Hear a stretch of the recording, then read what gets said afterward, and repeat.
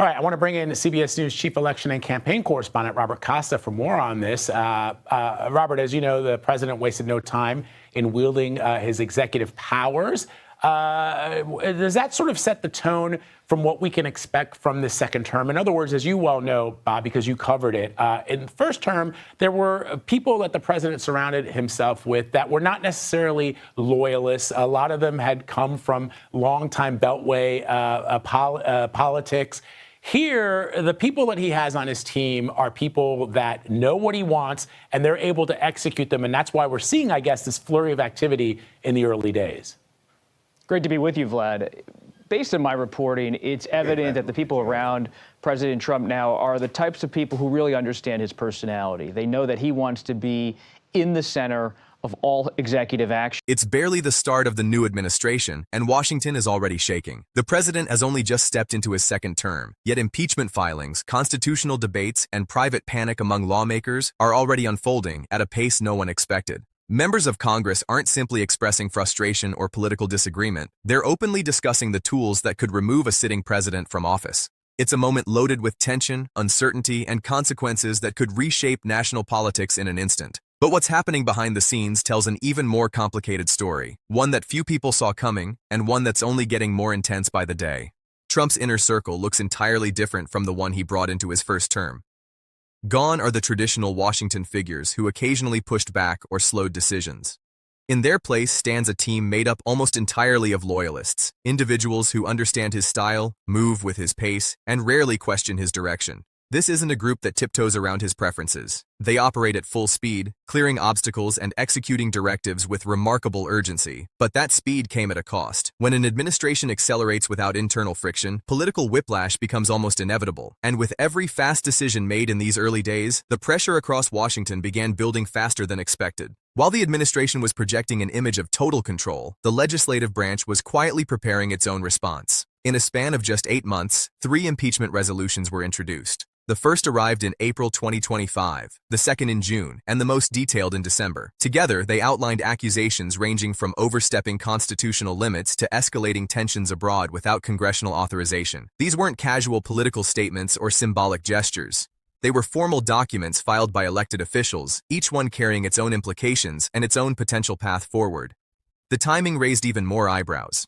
It's one thing for impeachment discussions to emerge deep into a presidency. It's another when they surface almost immediately after a second term begins. And that wasn't even the most striking development. The conversation broadened beyond impeachment when the 25th Amendment suddenly entered the spotlight. After a series of off-the-cuff remarks about foreign policy, Greenland, and international recognition, Senator Ed Markey publicly pointed to the amendment as something Congress should seriously review. This wasn't anonymous chatter or behind-the-scenes murmuring. It was a public call from a senior senator for lawmakers to consider constitutional measures meant for situations where a president is unable to carry out duties. Soon after, Representative Yasamin Ansari echoed the urgency, arguing that the circumstances merited close attention from the administration and Congress alike. The fact that these statements came from respected, influential members added a new weight to the moment. Conversations usually held in private hearings or legal circles were suddenly happening in front of cameras. But while public debates were heating up, the most dramatic developments were happening far from microphones. Inside the White House, according to multiple reports and political insiders, the president made a flurry of late-night calls to senators, particularly those with wavering loyalty. He emphasized party unity, expressed concerns about political attacks, and reminded them how crucial their support would be in the months ahead. These weren't ceremonial check-ins. They were strategic calls aimed at holding together a coalition that could make or break his presidency. Behind his public statements dismissing the impeachment resolutions as political maneuvers, there was an undercurrent of pressure. One shaped by the quiet acknowledgement that if enough cracks formed within the party, the situation could escalate rapidly. The numbers alone explain the urgency. Both impeachment and the 25th Amendment ultimately converge on the same requirement: a 2/3 vote in the Senate. 67 senators must agree in order to remove a president from office. With Republicans holding a narrow majority, 53 seats at the time, the math required to reach 67 is daunting but not impossible. In the past, the idea of 20 Republicans voting to remove a president from their own party seemed almost unthinkable. But then came the precedent. 7 Republican senators voted to convict during Trump's second impeachment trial years earlier. And that was before the political turmoil of the new term, before the new resolutions, and before public calls for constitutional review began gaining traction. If pressure continues building, the number of potential defections could rise. Midterm elections only add fuel to the uncertainty. If Democrats manage to reclaim the House in 2026, or even narrow the Republican majority in the Senate, the dynamics shift dramatically. Suddenly, impeachment becomes a real possibility, not just a symbolic conversation. And if Democrats gain 2 or 3 additional Senate seats, the threshold for bipartisan support narrows even further. Senators facing tough re-elections might reassess their positions. The closer the Senate gets to 67 potential votes, the more each individual senator's decision becomes decisive.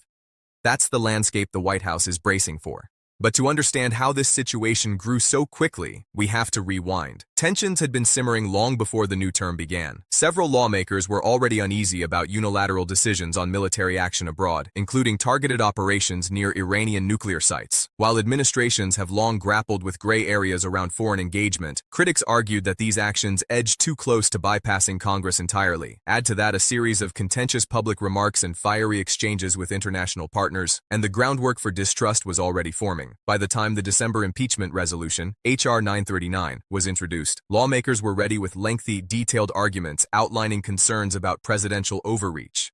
The resolution was one of the most sweeping accusations ever formally presented against a sitting president, describing a pattern of behavior that lawmakers believed Congress could not ignore. Meanwhile, calls supporting the 25th Amendment didn't disappear. As more public figures expressed concerns about stability and decision-making, discussion of constitutional procedures became more normalized. Not everyone agreed with the claims, but the fact that they were being voiced at all was significant. When influential members talk openly about constitutional mechanisms designed for emergencies, it signals a shift in how they interpret both the moment and their responsibilities. For some, it became less about political opposition and more about institutional duty. The more these conversations spread, both in public interviews and private meetings, the more lawmakers were forced to consider potential outcomes none of them wanted to confront but could no longer avoid. The Senate, for its part, has entered a quiet but pivotal stage. Senators aren't rushing to cameras or making promises. Instead, they're studying the political landscape and preparing for scenarios that would have been unthinkable even a year ago. Staff members are already reviewing constitutional procedures. Legal teams are discussing potential timelines. Senior aides are weighing how various votes might affect their party long-term. Every senator knows that if impeachment proceedings move forward, or if the 25th Amendment is invoked, they will be thrust into one of the most consequential decisions of their careers. They also know that hesitation could have serious political consequences. When the country is watching, indecision becomes a position in itself. As the days move forward, the conversation is shifting from, "Could this happen?" to, "What happens if it does?" For the White House, that shift is alarming. Reports suggest an increase in internal meetings, strategy sessions, and discussions about maintaining party unity. The administration is working to project stability, focusing on executive actions and public messaging meant to reassure supporters. But even as officials insist they're confident in their standing, the pressure remains visible in the pace of their moves and the tone of their communication. Behind the scenes, lawmakers are preparing for the possibility, remote or not, of a removal vote. Even if the threshold is high, the mere fact that senators are contemplating it shows how dramatically the political environment has changed. People who once dismissed such discussions are now considering them seriously. Advisors who previously discouraged speculation are now examining legal pathways. The shift in tone is subtle but unmistakable. It reflects a nation wrestling with questions about power, accountability, and stability in ways rarely seen before. As this unfolds, the president is working tirelessly to secure allies, maintain loyalty, and frame the narrative in a way that keeps his base energized. But no matter how intensely he pushes, the reality is clear. Both branches of government are on a collision course that could reshape the presidency itself. The weight of history hangs over every conversation, every vote, every statement from lawmakers on both sides. The next steps will determine not just the president's future, but the direction of the entire political system.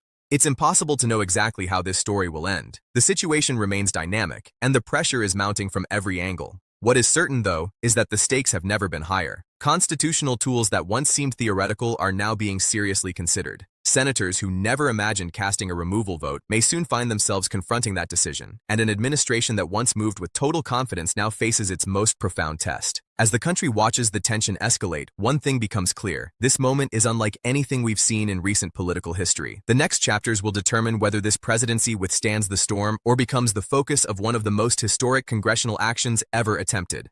And as new developments emerge, the question remains, how far will this go, and what comes next? If you want deeper breakdowns of these political battles, unfolding tensions, and the forces shaping Washington right now, make sure to subscribe, hit the like button, and stay tuned. The story is just beginning, and the next twists could change everything.